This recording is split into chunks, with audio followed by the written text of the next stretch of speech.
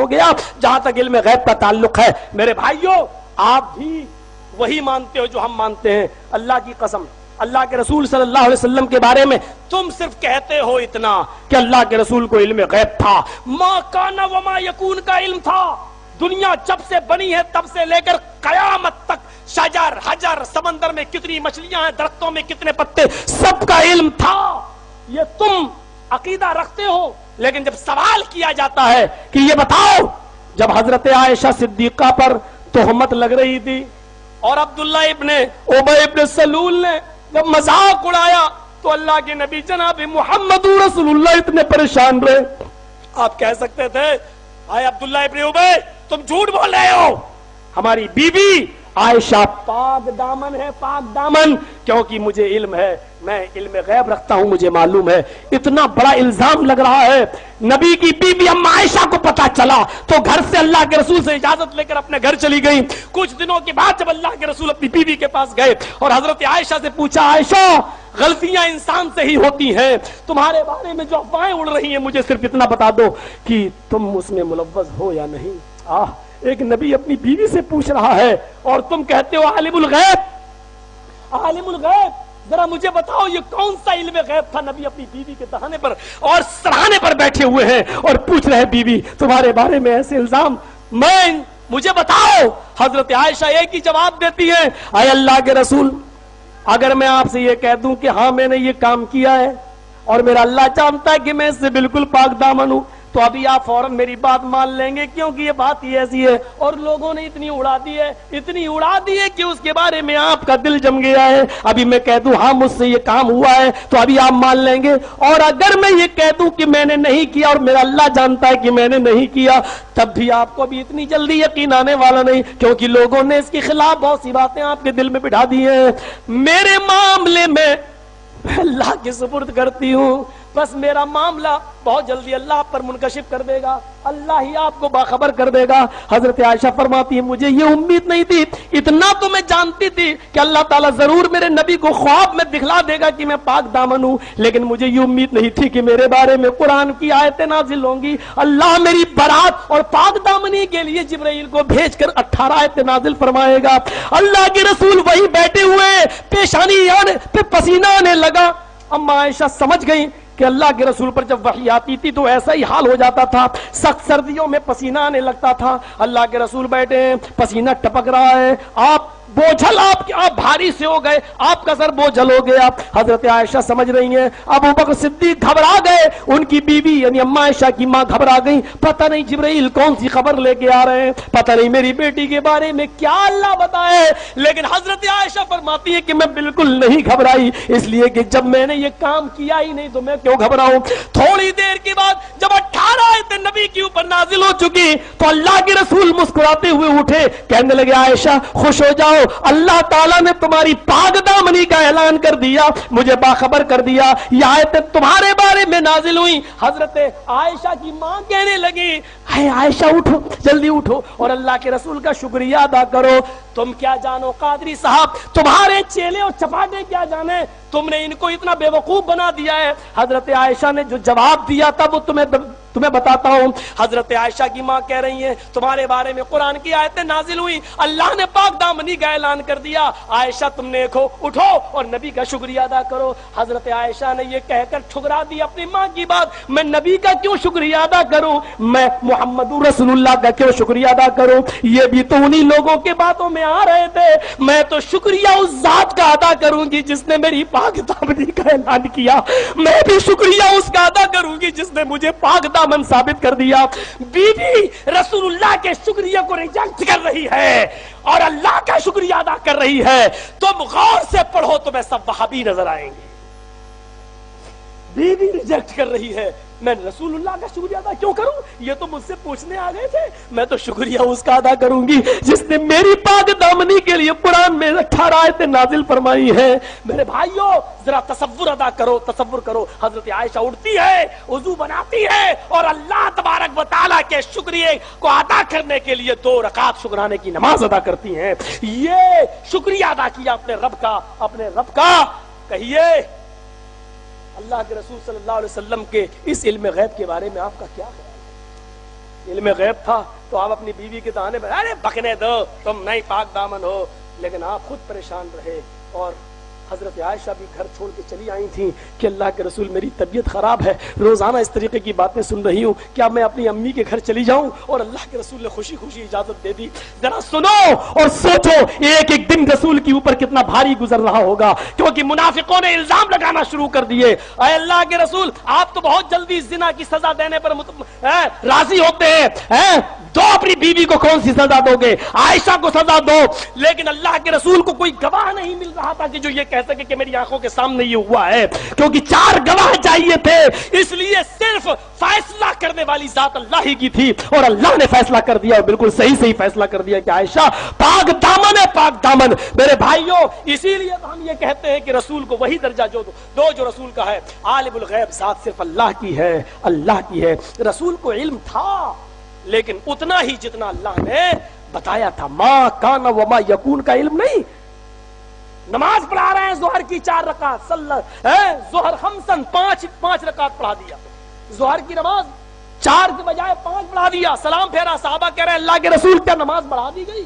ازیدہ فی الصلاۃ، کیا نماز بڑھا دی گئی؟ اللہ کے رسول نے کہا قال وما ذاک، نہیں کیا بات ہے؟ فرمایا آپ نے 5 پڑھا دی. آپ نے فوراً سجدہ سہو کیا، 2 سجدے کیے اور اس کے بعد سلام پھیرا، اور سلام پھیرنے کے بعد فرمایا کہ انما انا بشر انسا کما تنسون فاذا نسیت فذکرونی. ذرا غور کرو حدیث کے الفاظ پر. آپ نے فرمایا میں بھی ایک بشر ہوں جیسے تم ایک بشر ہو، میں بھی ایک انسان ہوں جیسے تم ایک انسان ہو. انسا کما تنسون، میں بھی بھولتا ہوں جیسے تم بھول چک تم سے ہوتی ہے. پھر فرمایا جب میں بھول جایا کروں تو یاد دلا دیا کرو. اگر عالم الغیب ہوتے تو آپ کو معلوم ہو جاتا کہ میں نے 4 کے بجائے 5 رکعت پڑھائی ہے. صحابہ یاد دلا رہے ہیں، صحابہ یاد دلا رہے ہیں. صحابہ علم غیب کی بات کرتے ہو میرے بھائیوں. کچھ کافر نبی اکرم کے پاس آتے ہیں اور کہتے ہیں کہ ہمارا قبیلہ مائل با اسلام ہے، اسلام کی طرف جھک رہا ہے، اگر تھوڑے سی محنت کر دی جائے اور آپ کے صحابہ پہنچ جائیں تو ہمارا قبیلہ پورا کا پورا اسلام لے آئے گا. آپ اپنے کچھ صحابہ کو بھیج دیجئے. 70 قرہ کی جماعت، 70 قاریوں کی جماعت اللہ کے رسول نے بھیج دی. جاؤ ان کا قبیلہ اسلام کی طرف مائل ہے، آپ ان کو اسلام کی دعوت دو. 70 قاریوں کو بھیج دیا اللہ کے رسول نے. لیکن ان کافروں نے اس قبیلے میں پہنچنے سے پہلے ان 70 لوگوں کو پکڑا اور راستے میں قتل کر دیا. 70 صحابہ کو شہید کر ڈالا.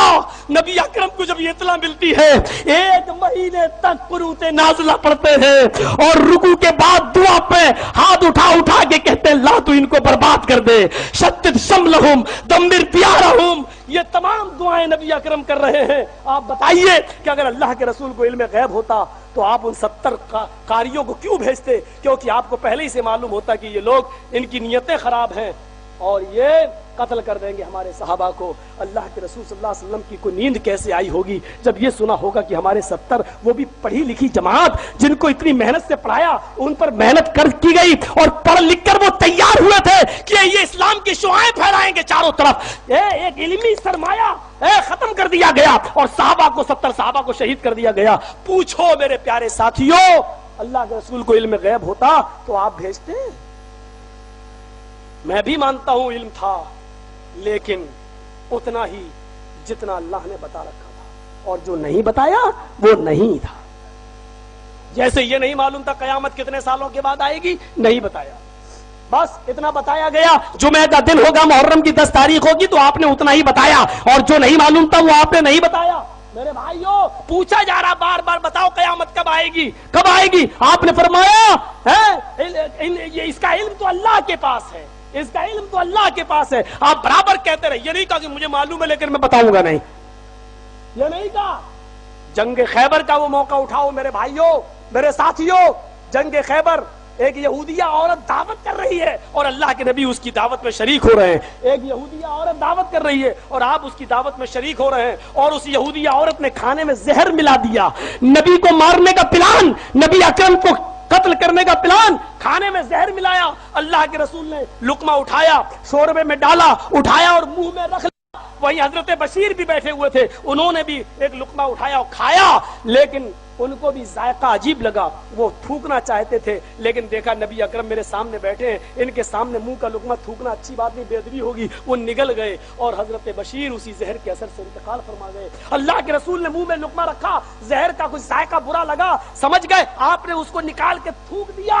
जब अल्लाह के रसूल का मरजुल मौत इंतकाल का वक्त शुरू हुआ तो आप अपनी बीवी से कहते थे, आयशा मुझे मेरी वो रगे, वो जहर रगे काट रहा है, मेरी जान निकली जा रही है, जहर वो अपना असर दिखला रहा है जो मुझे खैबर के मौके पर यहूदी औरत ने खिला दिया था, खिलाया था। अगर आपको इल्म गैब होता तो आप वो जहर आलूद गोश्त क्यों खाते या क्यों मुंह में रखते? आपको पहले ही से मालूम हो जाता कि इसमें। मेरे कादरी साहब, बड़ी इज्जत और एहतराम के साथ मैं कहता हूं, ये ढकोसले बंद करो, उम्मत को बांटने का काम बंद करो, बंद करो। कुरान साफ कहता है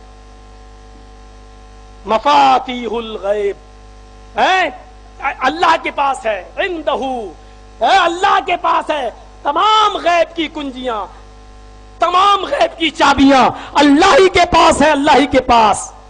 इंदहू मफातीहुल गैब ला यअलमुहा इल्ला हू, अल्लाह के अलावा उनको कोई नहीं जानता। यह है दलील जो आपके सीने पे चढ़ के वार कर रही है। ला यअलमुहा इल्ला हू, गैब की कुंजियां और चाबियां अल्लाह के पास है। ला यअलमुहा इल्ला हू, उनको अल्लाह के अलावा कोई नहीं जानता। और जो आप कहते हो, आपने बताया कयामत से पहले ये होगा, ये होगा, ये होगा, और कयामत तक की खबरें दी है, इसको इल्म गैब कहना बिल्कुल बेवकूफी है।